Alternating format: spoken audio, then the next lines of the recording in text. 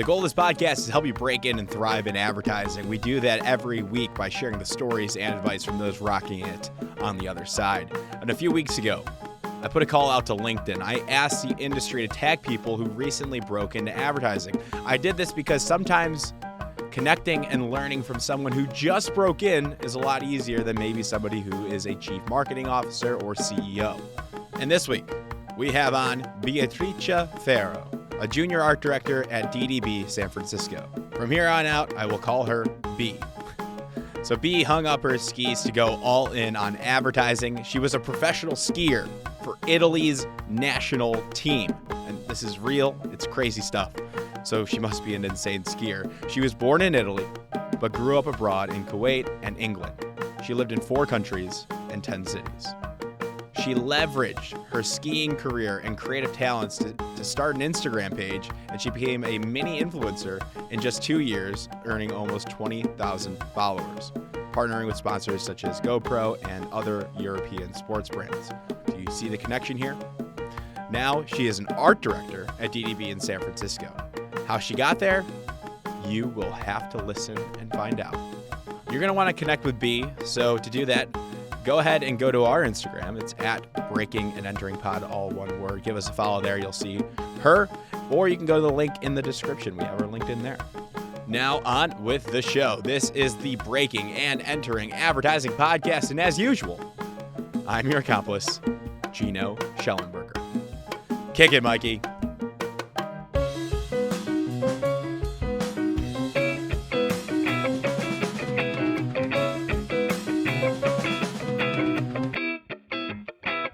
All right, B, welcome to the Breaking and Entering Advertising Podcast. How are you doing today? And please pronounce your full name for me because, we talked before and I struggled. So I didn't even give it a shot. Sorry about that, but let's hear it.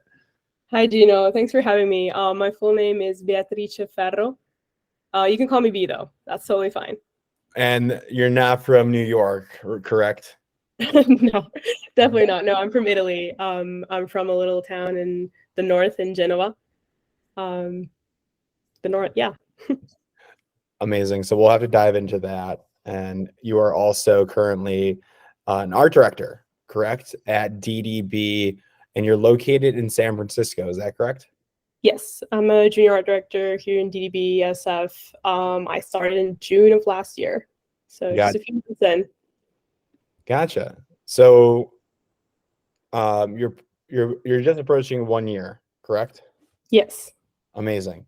So we'll talk about how you broke in.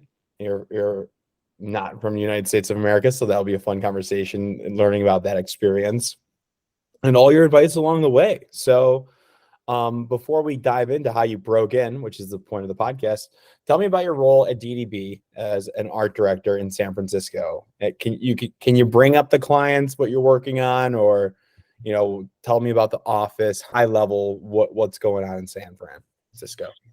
Yeah, so the office is kind of like a smaller office compared to the rest of DDB North America, which is actually great because I get to work with seniors a lot, and they bring us in a lot of different projects and pitches, which they don't usually do with a younger creative team, which is amazing. Getting to see the whole process is super fascinating to me from start to end. And I am working with a creative partner who's a copywriter hybrid, and we work together on various clients. For example, we have iShares from BlackRock, Flex Alerts for the California government. We're doing some stuff on Aura, which is super interesting as well. And some other things, coming up, which can't really talk about, but it's been really fun. Great work has been coming out of it, and we're also submitting for awards, which is exciting. Oh yes, that's what I do. A lot of my job is submitting awards, so I know that. I know that stress. So wait, let's go over those clients one more time. Aura, is that the ring? No, Aura is basically a online security service. So we're doing some stuff for them. And it's still very high level, kind of like backdoor things right now, and I haven't been super involved, but I've mostly been involved more so in iShares by BlackRock and Flex Alerts, which has been great. I don't know what those are. What are those? So iShares is a finance company. You can invest with them. So it's not, it sounds boring, but in reality, we make it fun, which is nice. We try to make it more fun, and we're trying to also target a younger audience too lately, which has been great, helping, young investors get out there and trying to invest and plan for the long game. We had a super successful project, which won an award, was the what was it called? The Ballers campaign. I wasn't part of that, unfortunately. I came in later, but that was super successful, and we kind of want to work on that and keep the momentum going. Of course. Oh, go ahead. No, I was gonna say, because I know, is it true that San Francisco offices? I think a lot of these bigger agencies will have an office in San Francisco, or usually we also see offices in Miami too. But for San Francisco, is it true that it's more tech oriented? Is that true in your office's case as well? In terms of clients that we work with, or in general? In terms of clients. Luckily, not. Like yes, of course, we do have iShares from BlackRock, which is very tech oriented, but luckily we do bring in also clients which are completely different and have nothing to do with tech. Although I know it is a big thing here. We have a lot of tech bros. I am kind of the black sheep of San Francisco. But it's been fun. It's been really great. I love it. How would you describe maybe the advertising culture then within San Francisco, or just like the overall work culture within your agency? I have to say that it is, I feel like, for example, in our agency, it has a very good vibe in terms of we're not very corporate, which I really do like that. It does have the California vibes, or at least the stereotypical vibes I would think of them coming, from outside of the US. And advertising here, I feel like it's a very creative city.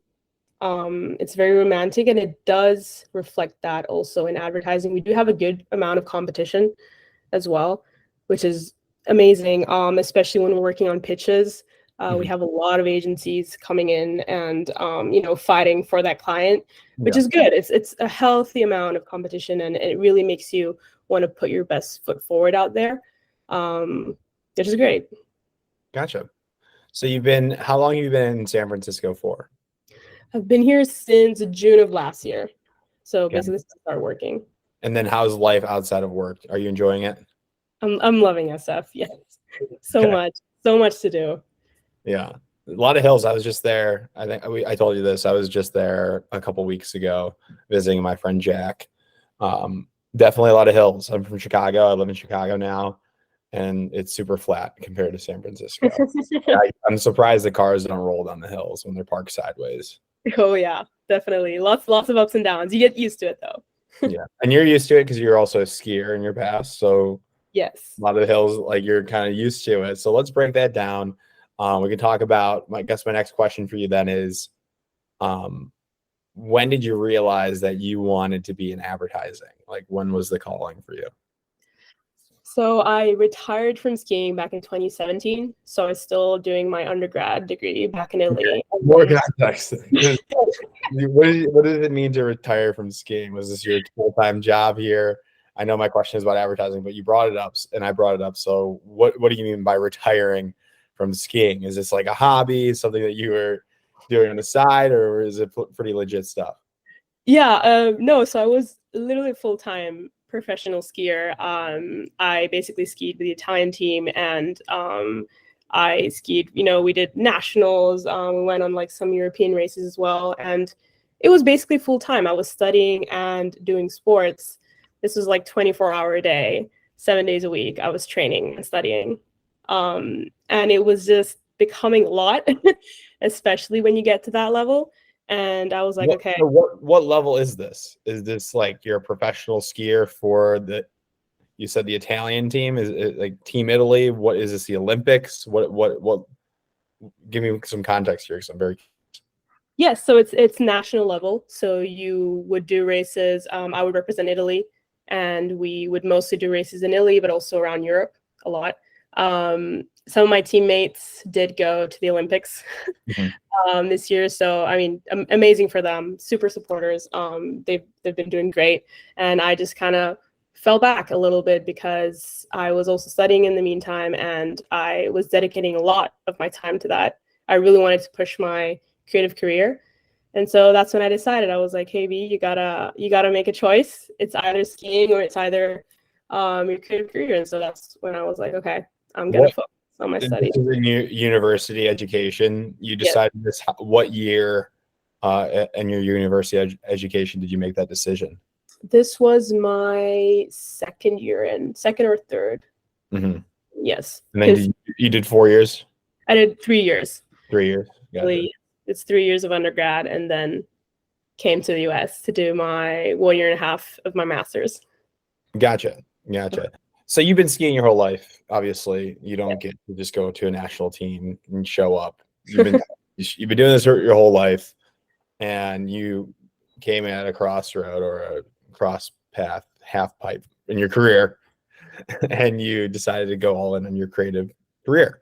So, what drew you to that creative career then? And did you know that was advertising?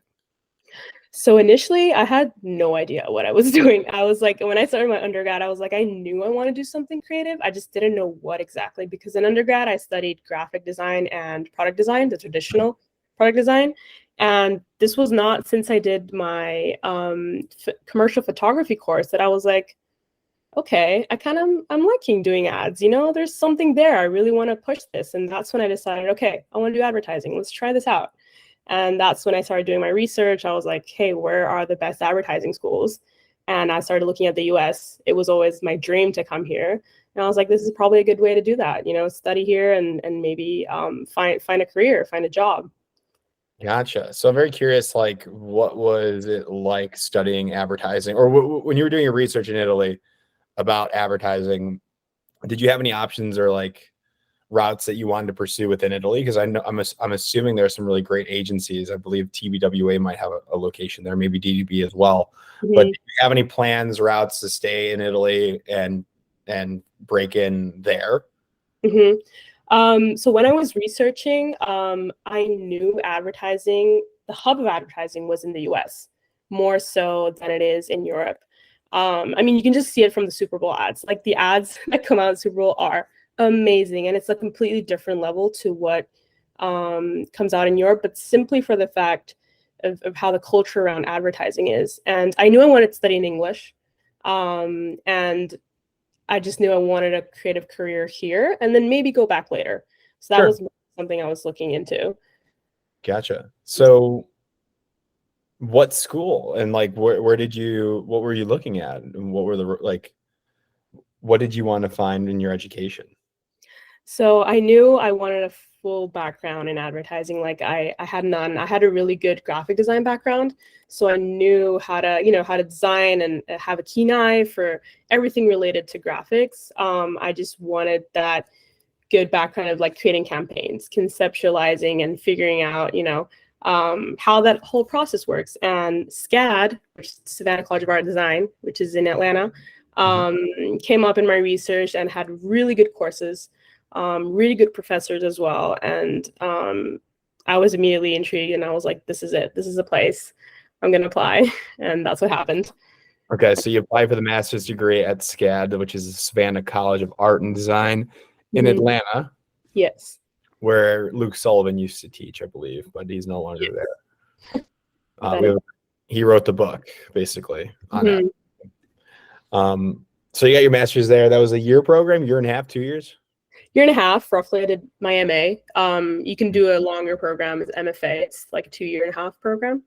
Gotcha. This is something that's interesting. We can break this down as well. I think just a traditional, like just thinking about break-in routes here for art direction, having that graphic design background is super helpful.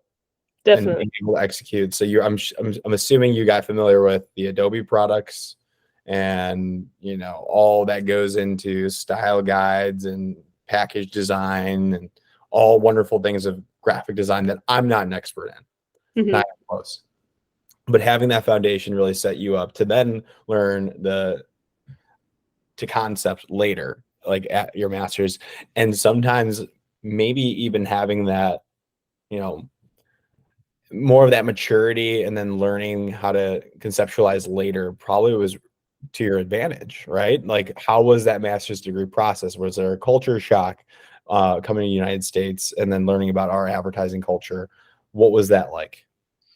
Yeah, there was a little bit of a culture shock, I have to say, just because it is so different. But I appreciated every step of the process. And I was like, okay, if I really want to do advertising in the US, I kind of need to, you know, learn how it works here, how things work, how people think, different perspectives. It's very diverse, and that was great to learn and great to see and kind of apply it in school, because that's where you can really make mistakes, where you can go wrong, and where you have professors guiding you and pushing you, and figuring out, you know, that path for yourself. And definitely having a graphic design background helped immensely. It really did, because you in school you kind of need to figure things out on your own, right? When you're in an agency, you have specific roles for so many different things that you can lean on. Whilst in school, you need to figure that out, and you got to be the motion designer, you got to be the graphic designer, you got to be the art director, the copywriter, you know. So Yeah. It's good. And SCAD really prepares you so well. I was going to say, yeah, would you recommend that program? Looking back, were professors there? Were they understanding of your situation? Were they helpful for you? Absolutely, 100%, 100%. I had really good professors. I can name a couple. Gari Mitra Despandi, she was amazing, my favorite professor at SCAD, and she was also an international student, so she really understood where we came from as foreigners, and you know, she was there every step of the way, always challenging yourself to be better, do better, and put your best work in your portfolio. So then, did you go into the master's degree program with a portfolio for graphic design? What did you have work-wise? Yeah, so I kind of tried tweaking some of my graphic design work to make it look more so an advertising portfolio. It was not at all. I did try to do that, but you do not have to specifically have an advertising background to get into the school, which is great. Like, they do see potential in other areas of, you know, your creative talents, which is something great, and I think is something that SCAD really pushes, is to have people with, you know, creative pursuits who aren't exactly from an advertising background, but can still, you know. Well, I'm telling you now that there's some agencies that actually prefer less formal advertising education. Some of the more advanced or creatively inclined agencies, they're looking for people that barely have any. So that is something that's been brought up in the podcast. So SCAD was able to help you out, and then your portfolio looked good at the end. How many campaigns did you have when you were breaking in? What did your book look like, you know, when you first got out of SCAD? Yeah, I'm trying to think how many campaigns. I think I had roughly like three good campaigns on my Behance. I was one of the kids that didn't have a website. I had a Behance, which I still have now, and I love Behance. I think it's such a great way to tell a story. What is Behance? So for the aspiring creatives out there that they know. So Behance is a very professional social media to use for creatives, whether you're designing, you're a product designer, art director, anything related to creativity. Social media so instead of a website, that's perfect, because one thing that I always preach is that people will rush into creating a perfectly designed website with their About Me section that looks really great, that has animations. That's a task, and that is a brief in itself. Like, what is your web? That's fine, but that should be second to the creative work that you have. Absolutely. I agree. Yeah, definitely. And I think the way you sell yourself is also so important. And so if you can show in your campaigns how you do the process, like from start to finish, the conceptualizing part, I've noticed is also something they really do appreciate, is the thinking behind it. So more than the in your Behance, you showed the process, like from sketch to finish form? Yes, I had a lot of that, a lot of sketches in. I also had a lot of just simple, really good graphic design work as well. So just to show that, you know, hey, yes, I can conceptualize, but I can also design. And I also have a motion design background because I'm self-taught. And so that was something that really helped me, land interviews, was the motion design aspect as well. Yeah, I love this because we, in the agency world, like, we're looking for people that can do a lot of things, like, creatively. That is playing so well for you, and I think, like, everybody should do that as well. Like, if you have a skill that you're good at, your main focus should be, if you want to be an art director or copywriter, your main focus should be showing your ads and your campaigns, your spec work or real work. And then, hey, if you know how to do photography, if you know how to make TikToks, if you know how to do motion design, if you love cartooning and you have like decent work to show, put it on your site, because that could be the difference maker when they're looking to hire you. And I'm sure that's what it was for you in motion design, correct? Absolutely, yes. If you do have a talent that, it's not specifically just conceptualizing ads, put it out there. They want to see it. They want, they really push forward different creative talents, especially in young designers, young art directors, whoever you are. Absolutely showcase it. They love that. So, but you were saying that you had like 3 strong campaigns that that showcase your ability to conceptualize, correct? Yes. Which is, I feel like, from what I've learned, is not that much. It's usually we recommend 5 to 6. Right. So you've been really impressive within your other skill sets. Now you're teaching me something here, opening up another door. Maybe you can do less campaigns if you're really good at, other things as well, like motion design or just basic graphic design as well. Yeah. Yeah, absolutely. I had three campaigns, a few graphic design work, some motion design as well. And that really was it. It helped me, land interviews, and they were super interested. And even just the energy you bring in an interview can help so much. Seeing that, you're willing to hustle and to learn and to grow. Yep. That's definitely also key. Now, my next question is, when you got done with school, you went to SCAD because you wanted to be an art director, correct? Yes. Now, would you have taken a graphic design job? And for the folks that are listening out there, can you please explain the difference between art direction as a career and then graphic design in the advertising realm as a career? Mm-hmm. Yeah, absolutely. When I was looking for jobs, I was actually also looking for graphic design jobs. I was opening that door as well. Because I love the hands-on so much. And that's, I think, the main difference between a graphic designer and an art director is a graphic designer will be hands-on. You will create the work. You will be the one, behind the Photoshop, behind the Illustrator, and working on the design, whilst the art director kind of comes in a little earlier and does the conceptualizing part, the story. And myself, in the agency, I do have the chance to also go hands-on, because I love it so much, and because I've voiced my interest in doing that, so they will let me do also the graphic design, which is great. And you can also do that. You can be an art director and still be able to design or do the motion, because why not? Just voice what you want, and agencies will listen to you, and if you're willing to do things, they will give you the work. Absolutely.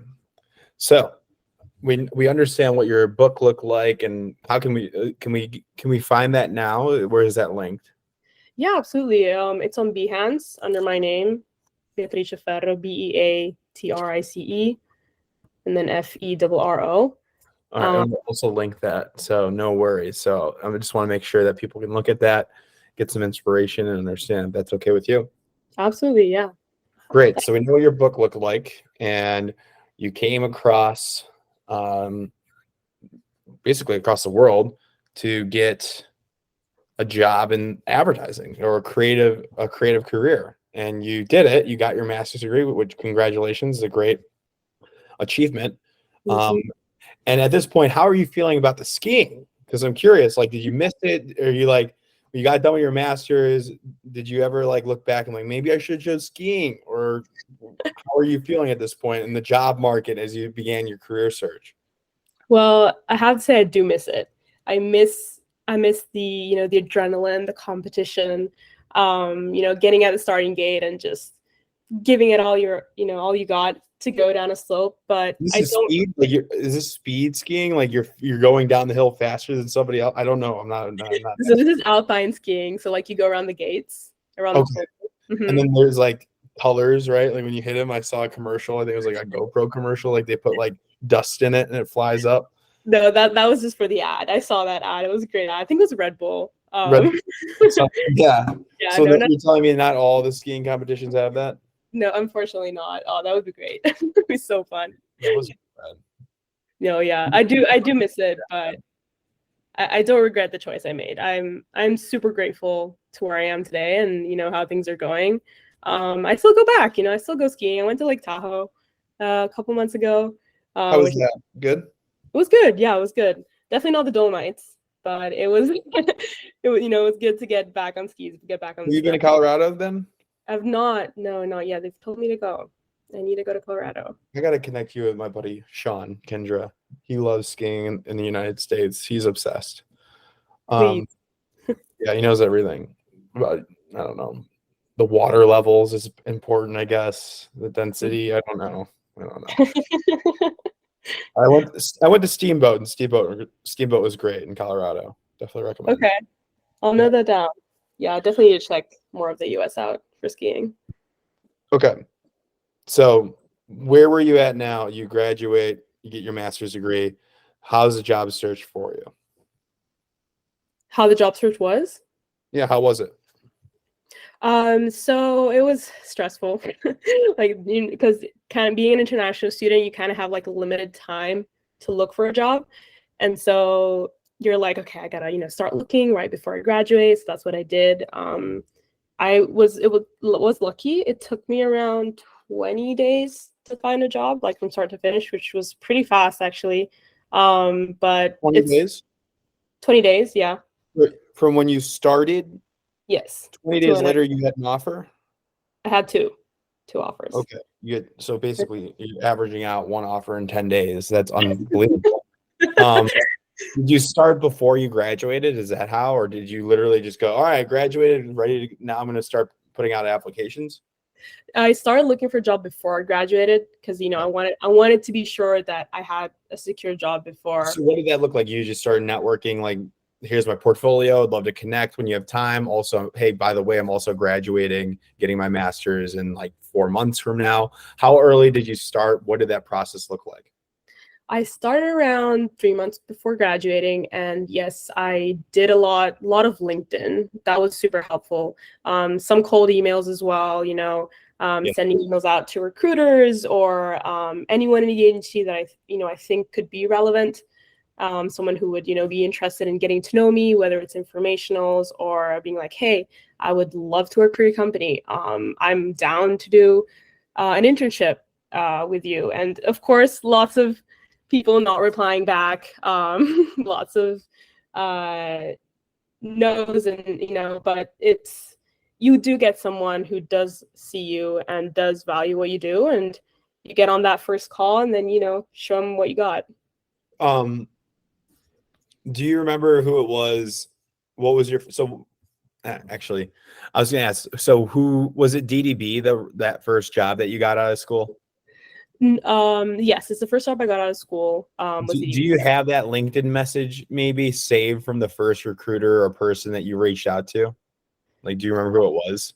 Let me think. I'm putting you on the spot, so you don't have to answer it if you don't know or you don't want to share it. But I am curious if you could pull that up. I would love if you could read it. And then second thing, are you including your portfolio link on all your first LinkedIn messages? Or I am, yes. If it's email especially, I do include my LinkedIn portfolio, my CV, and my Behance. That's what I was doing. Okay, so your LinkedIn website, mm-hmm. your resume, and your Behance. Yes. I'm trying to find that email. I think the very first email I sent was to 72 and Sunny, which I did hear back. Because we connected on the fact that I was like, hey, I'm from Italy, and this recruiter reached back being like, hey, I'm from Italy too, and that's how we connected. So sometimes even just like little things like that can really, get you get your response back, which is great. And the easiest one that everybody should know is a commonality is your university, your alma mater. If you knew people at SCAD, they would be willing to help you out. But it's interesting that you have that connection and then you can work that as well. Absolutely, yeah. And I can't find the message now, but I remember that I was saying something like, hey, I'm about to graduate from SCAD. I would tell them from where, also because I know a lot of people do love recent SCAD graduates. Like it's a pretty well-known university. And like, if you have time to chat, I'd love your agency. I would tell them why I love their agency, why I'd love to work for them. Giving that personal note. And if you have time to chat, let's do that. It is the personal note is super important. It's a very common thing we get from recruiters. If you can say why in literally one sentence or maybe two, personalize the email, personalize the LinkedIn note. Hey, congrats on that new business win for Gatorade. I'm just making something up. I think that shows that you didn't just copy and paste, because we've all done this before.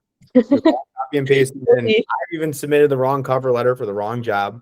I did that when I was in college and even when I was like graduating.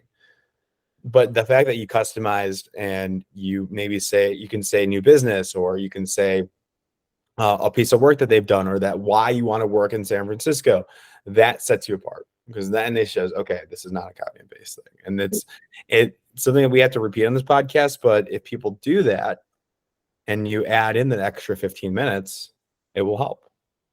Yeah, absolutely agree. I would try to tailor each message, each cold email I'd send. I would do my research, go to see, hey, maybe what was the recent campaign, and maybe I could, refer that and say why I'd be a great fit to work with them and why I'd love to do that. And if you get really creative, and you don't have to, but you're basically selling yourself, and that's a fun brief. I remember Andy Pearson, who is high up at Liquid Death, he made himself his own brief and made ads for himself, basically. So another little fun thought starter. So how did you get to DDB then? What was the story, and how did you break in? Did you do an internship first? Did you talk to the right person at the right time? How'd they give you the time of day? Give us that background. Yeah, definitely. So funny story. I actually applied for the internship at DDB. But however, I did get another full-time offer from another company. And so I was talking to the ECD at the time. Shout out to Eric Cruz. Great man, great human. And I was like, hey, listen, I'm looking for a full-time job right now. I don't think I want to do an internship, but this was great connecting with you. And he reached back and he was like, hey, let's talk about it. If you want to do a full-time job, sure, why not? And so basically it went from being an internship to a full-time. They gave me a great offer. I could not, not say no to it. And that's when I started with them. I started as a junior art director, and it went by so fast. It was literally in like 2 days. I said yes. So that was within 20 days of your graduation. Yes. And they had the internship open. Was it for the San Francisco office, or was it for just the DDB collective, maybe in Chicago, maybe in New York? Where was it for? So I applied to the whole DDB North America, but when they reached back, it was for the San Francisco office.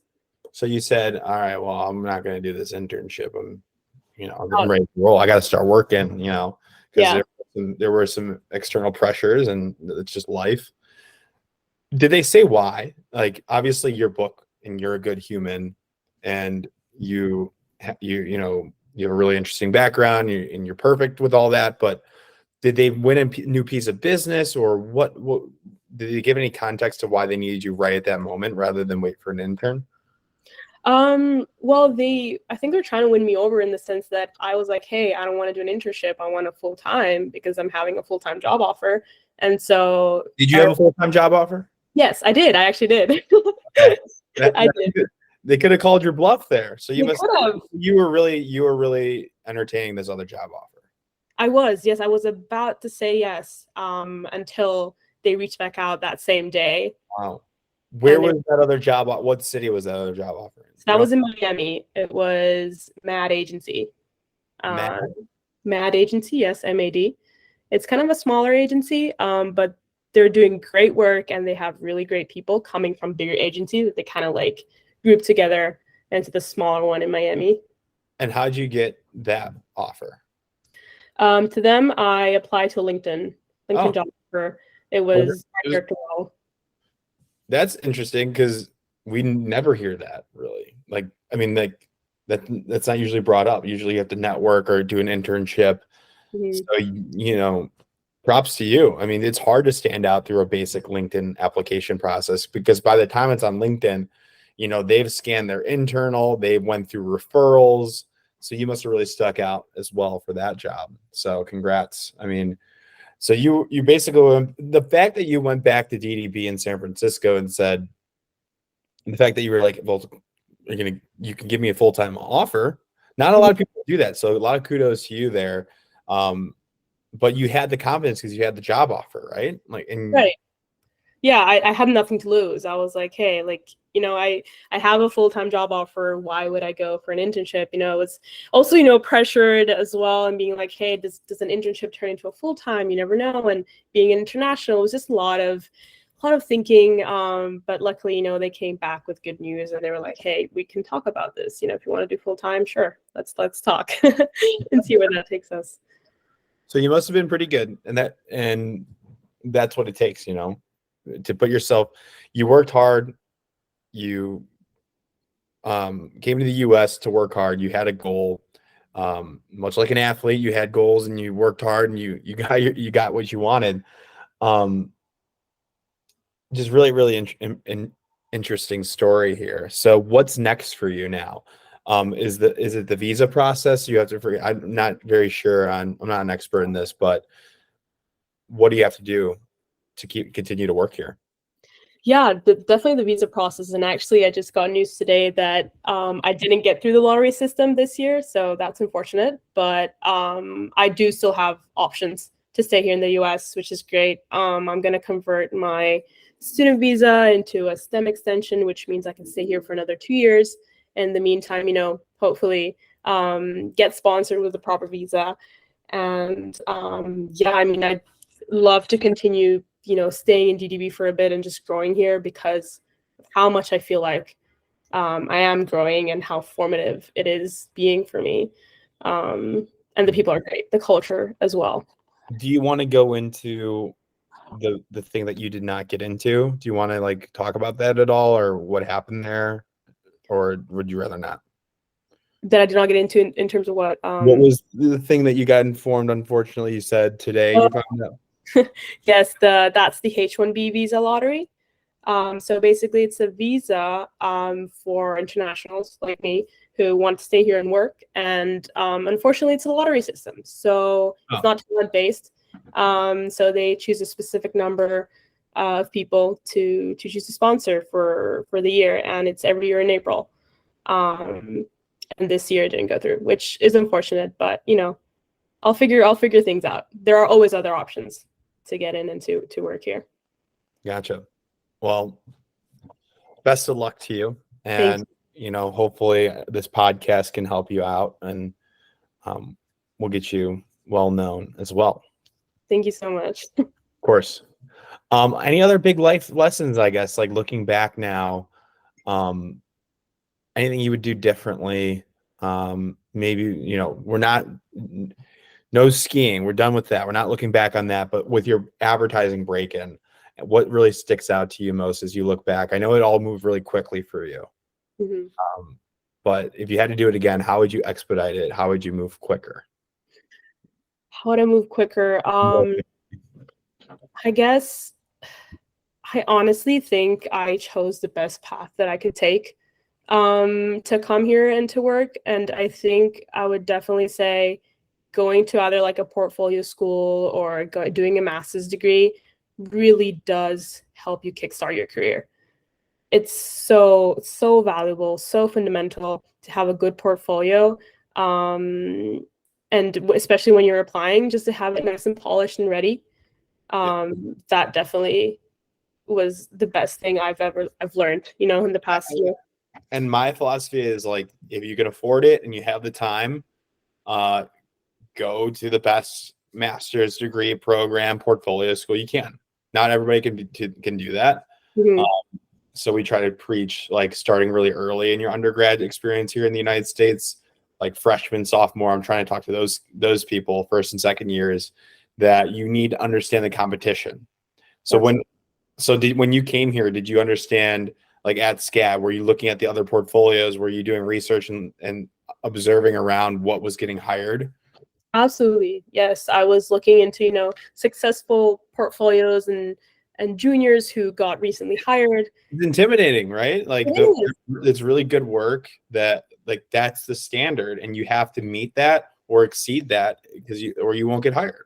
Absolutely. Absolutely. But, do your research and see what's good out there, what's good out there, and try to meet that, if not, surpass it. Mhm. If you can. And I remember in undergrad, I was like taking on any kind of freelance project. Even if I didn't know how to do it, I'd just be like, yeah, sure, I got this. I'll figure it out, And that's also how you build your skill and build your portfolio. Like I still have some undergrad projects in my Behance. Of course. Still work today, because Yeah. it came out good, and you can always go back and tweak them later, Yep, and then you'll start getting more spec work, or sorry, you'll start getting real work now that you're in the industry you broke in. That will get replaced with commercials and bigger work. And the book that your portfolio in college is much different from a professional portfolio. Absolutely. Everybody should know that. You're not going to have TV ads. And maybe if you go to BYU, like I feel like they do a lot of commercial work, but you're not. That's not the expectation. You should be studying student work at universities and portfolio schools that got jobs. Definitely. Amazing. What else? I think that's all I really have, B. I think your story, and also I know you're also probably super competitive. So when you got here, you're like, all right, let's bring this on. Like, you're a skier, you got blood. You're probably like ready to go, like amped up, and like you weren't intimidated by anybody, I'm sure. Well, I mean, what's it called? Imposter syndrome.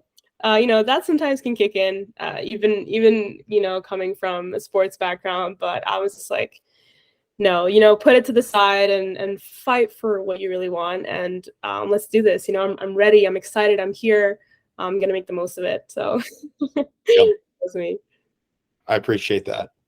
Well, thank you for coming on. And people can connect with you. What's your preferred method? LinkedIn, email, all the above.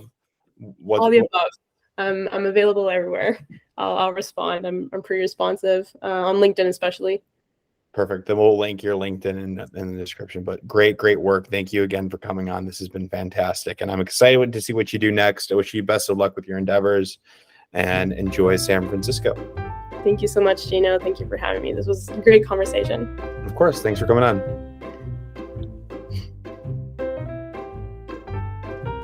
Thank you so much for listening to this entire episode of the Breaking and Entering Advertising podcast. If you like what you heard, it would mean a lot to us and help us grow and get better guests and better break-ins if you can go to Apple Podcasts and leave us 5 stars and a small review if you have the time. Be sure to connect with our guests if you like what they said by going to our Instagram at Breaking and Entering Pod. That's all one word, Breaking and Entering Pod on Instagram. We have links to their portfolios and their LinkedIn, and they want to connect, so do that. And thank yous. Thank you to Mikey Malarkey, our audio engineer, and Buchan Zhang, our creative director. Can't do without you two, and a team from the University of Illinois. It's a student team from the agency called AdBuzz. They're a PR agency, and it's been a pleasure working with them. Thank you all so much, and we will see you next week with another amazing guest. Thank you so